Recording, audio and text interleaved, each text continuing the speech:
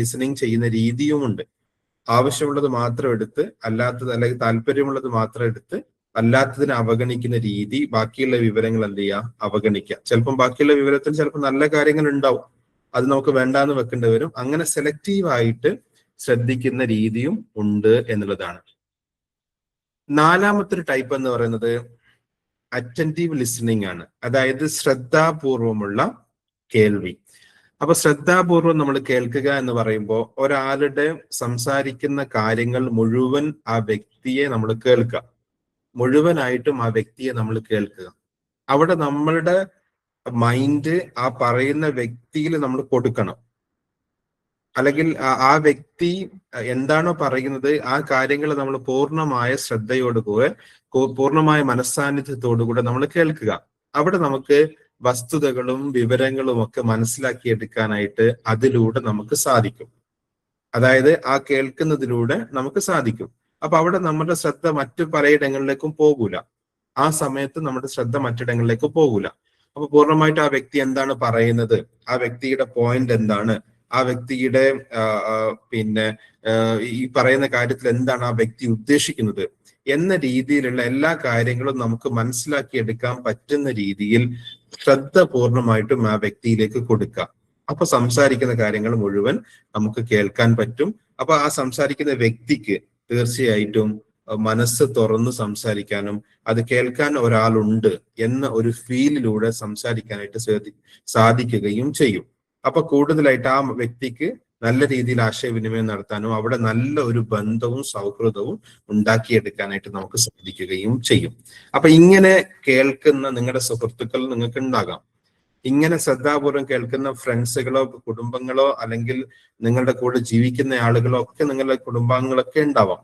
അപ്പൊ അവരോട് നമുക്ക് പ്രത്യേകമായിട്ടുള്ള ഒരു അടുപ്പം ഉണ്ടാവാനുള്ള സാധ്യത കൂടുതലാണ്. അപ്പൊ ശ്രദ്ധാപൂർവം കേൾക്കുക എന്ന് പറയുന്നത് നല്ല ഒരു രീതിയാണ് എന്ന് നമ്മൾ മനസ്സിലാക്കുക. അത് ആളുകളെ പരിഗണിക്കുന്നതിന് തുല്യമാണ്, ആളുകളെ ബഹുമാനിക്കുന്നതിനും റെസ്പെക്ട് ചെയ്യുന്നതിനും തുല്യമാണ് എന്നുള്ളത് മനസ്സിലാക്കാം. ഇനി ഇതിനേക്കാൾ കുറച്ചും കൂടെ ഉയർന്ന ഒരു തലമുണ്ട്. അതായത് സഹാനുഭൂതിയോടുകൂടെ കേൾക്കുക. അതായത് ഒരു എംപത്തറ്റിക് ലിസണിങ് എന്ന് പറയുന്ന ഒരു രീതിയുണ്ട്.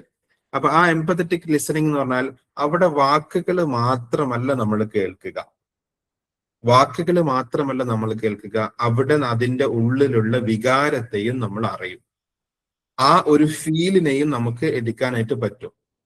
അതിലൂടെ എന്ത് കാര്യമാണ് അവർ കമ്മ്യൂണിക്കേറ്റ് ചെയ്യാനായിട്ട് ശ്രമിക്കുന്നത്, എന്ത് വികാരമാണ് അവർ എക്സ്പ്രസ് ചെയ്യാനായിട്ട് ശ്രമിക്കുന്നത് എന്നുള്ളത് നമുക്ക് മനസ്സിലാക്കി എടുക്കാനായിട്ട് സാധിക്കും. അതായത് മറ്റൊരാളുടെ ഷൂ നമ്മൾ ധരിച്ചാൽ അവരുടെ ഫീലിംഗ് നമുക്ക് മനസ്സിലാക്കുന്ന രീതിയിൽ, അതായത് ഒരാളുടെ ഷൂ നമ്മൾ ധരിക്കുമ്പോൾ ആ ഷൂയെ നമ്മൾ അനുഭവിക്കുന്നുണ്ട് അല്ലെ എന്ന് പറഞ്ഞതുപോലെ മറ്റൊരാളെ നമുക്ക് ആ രീതിയിൽ എംപത്തറ്റിക് ആയിട്ട് സഹാനുഭൂതിയോടെ നമ്മൾ കേൾക്കാൻ പറ്റുന്ന സമയത്ത് അവരുടെ മനോഭാവം നമുക്ക് മനസ്സിലാക്കാനായിട്ട് സാധിക്കും. അവർ പറയുന്ന വാക്കുകളെ അല്ലെങ്കിൽ അവർ പറയുന്ന ഫീലിങ്സിനെ നമുക്ക് മനസ്സിലാക്കി എടുത്തുകൊണ്ട് ഏറ്റവും ഉയർന്ന തലത്തിൽ നമുക്ക് മനസ്സിലാക്കിയെടുക്കാൻ കഴിയുന്ന അല്ലെങ്കിൽ കമ്മ്യൂണിക്കേറ്റ് ചെയ്യാൻ പറ്റുന്ന രീതിയാണ് എംപത്തറ്റിക് ലിസണിങ് എന്ന് പറയുന്നത്. അങ്ങനെ നമ്മൾ കേൾക്കുന്ന സമയത്ത് അവിടെ ഒരു വൈകാരികമായിട്ടുള്ള ഒരു അടുപ്പം നമുക്ക് ഉണ്ടാക്കിയെടുക്കാനായിട്ട് സാധിക്കും.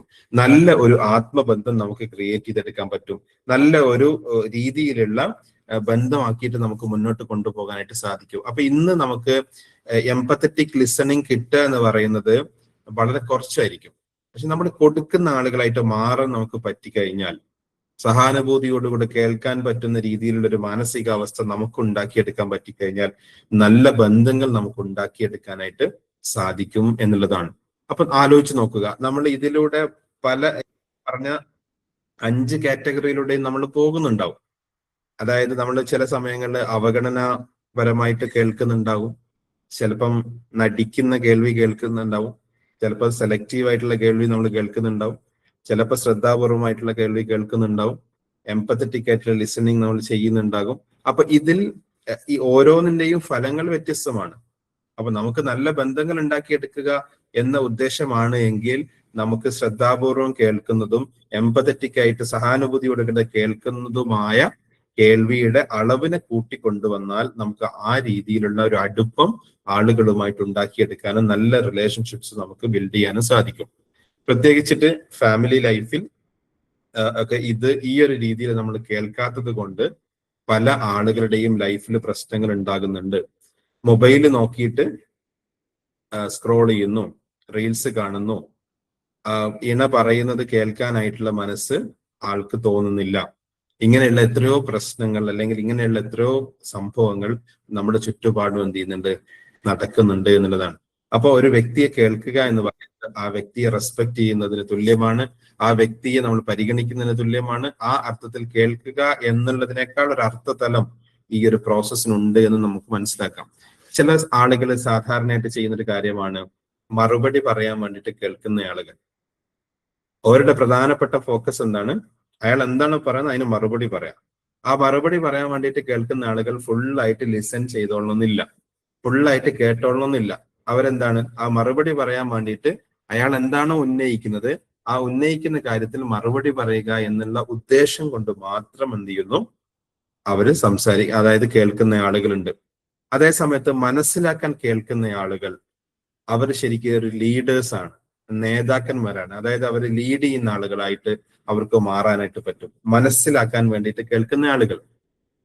ചില ആളുകൾ ഉണ്ട് അനുഭവിക്കാൻ വേണ്ടി കേൾക്കുന്ന ആളുകൾ, അതായത് അത് ഫീൽ ചെയ്യാൻ വേണ്ടിയിട്ട് കേൾക്കുന്ന ആളുകൾ.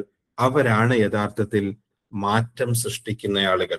അപ്പൊ നമുക്ക് ആ ഒരു വ്യക്തിയോട് സംസാരിക്കുന്ന സമയത്ത് അത് ഫീൽ ചെയ്യുന്ന രീതിയിലാണ് നമ്മൾ കേൾക്കുന്നത് എങ്കിൽ ആ അർത്ഥത്തിൽ നമുക്ക് എന്ത് ചെയ്യാൻ പറ്റും, ഒരു മാറ്റം സൃഷ്ടിക്കുന്ന ആളുകളായിട്ട് നമുക്ക് മാറാനായിട്ട് സാധിക്കും. അപ്പൊ ഉന്നതമായ രീതിയിൽ കേൾവിക്കാരായിട്ട് നമ്മൾ മാറുക. എന്ത് കേൾക്കണം എന്നുള്ളത് നമ്മൾ മനസ്സിലാക്കണം, എന്ത് കേൾക്കണം എന്നുള്ളത് നമ്മൾ തീരുമാനിക്കണം, ആരെ കേൾക്കണം എന്നുള്ളതൊക്കെ നമ്മൾ തീരുമാനിക്കണം. ആ കേൾക്കുന്ന ആളുകളെ നമുക്ക് അനാവശ്യമായിട്ട് ഇങ്ങനെ കേൾക്കണം എന്നല്ല ഞാൻ പറയണത്, ഒരിക്കലും അതല്ല എന്റെ ഇന്റൻഷൻ. അനാവശ്യമായിട്ടുള്ളതോ അല്ലെങ്കിൽ നെഗറ്റീവ് ആയിട്ടുള്ള കാര്യങ്ങളോ ഇങ്ങനെ കേട്ടിങ്ങനെ ഇരിക്കുക, അതൊക്കെ സ്റ്റോർ ചെയ്യുക എന്നുള്ളതല്ല ഉദ്ദേശിക്കുന്നത്. നിങ്ങളുടെ ജീവിത പരിസരത്ത്, നിങ്ങളുടെ ജീവിത സാഹചര്യത്തിൽ നിങ്ങൾക്ക് എന്താണ് കേൾക്കേണ്ടത് എങ്കിൽ ആ കേൾക്കേണ്ട കാര്യം ഏറ്റവും മികച്ച രീതിയിൽ കേൾക്കാനായിട്ട് നിങ്ങൾ ഒരുങ്ങുന്ന സമയത്ത് നല്ല ബന്ധങ്ങൾ നിങ്ങൾക്ക് എടുക്കാനായിട്ട് സാധിക്കും. അപ്പൊ കേൾവിയെ നന്നാക്കുന്നതോടുകൂടെ നമ്മുടെ ചുറ്റുപാടും കുറെ നല്ല മനുഷ്യരെ നമുക്ക് സൃഷ്ടിച്ചെടുക്കാനായിട്ട് സാധിക്കും എന്നുള്ളതാണ് ഈ പറഞ്ഞതിന്റെ ഒരു ആകത്തുക എന്ന് പറയുന്നത്. അപ്പൊ ആ കേൾവിയെ മികച്ചതാക്കി മാറ്റിയെടുക്കാൻ വേണ്ടിയിട്ട് ഓരോരുത്തരും പ്രയത്നിക്കുക. സ്വാഭാവികമായിട്ടും ഇത് ഉണ്ടായി വരില്ല, നമ്മൾ ആവശ്യമായിട്ടുള്ള എഫേർട്ട് എടുത്തുകൊണ്ട് മാത്രമേ നമുക്ക് നേടിയെടുക്കാനായിട്ട് സാധിക്കുള്ളൂ.